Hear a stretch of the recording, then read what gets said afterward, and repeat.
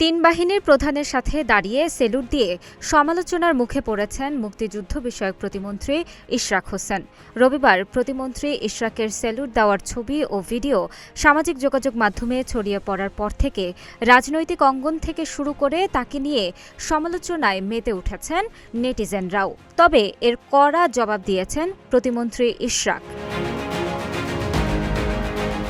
নিজের verified Facebook পেজে দেওয়া এক পোস্টে ইশরাক হোসেন স্পষ্ট জানান, বীর মুক্তিযোদ্ধাদের কথা উঠলেই শ্রদ্ধায় আমার হাত স্বতঃস্ফূর্তভাবে সেলুটে উঠে যায়।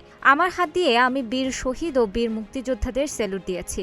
হাত আমার সম্মান জানিয়েছি সর্বজনশ্রদ্ধেয় বীরদের।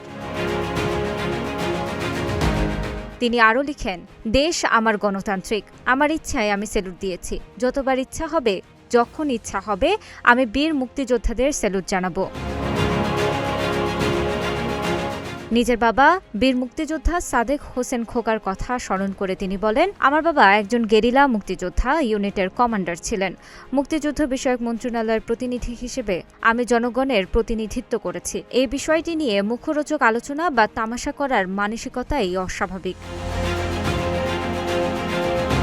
জনগণের একাংশের এমন মানসিকতায় ক্ষোভ প্রকাশ করে পোস্টের শেষে তিনি লেখেন, আমাদের দেশের কিছু মানুষের এতটা সংবেদনহীন হওয়া সত্যি দুর্ভাগ্যজনক। অসম্মান করলে বাহবা পাওয়া যায়, আর সম্মান জানালে সেটিকে নিয়ে তামাশা করা হয়। তানাজা আফরিন, গ্রিন টিভি ডিজিটাল।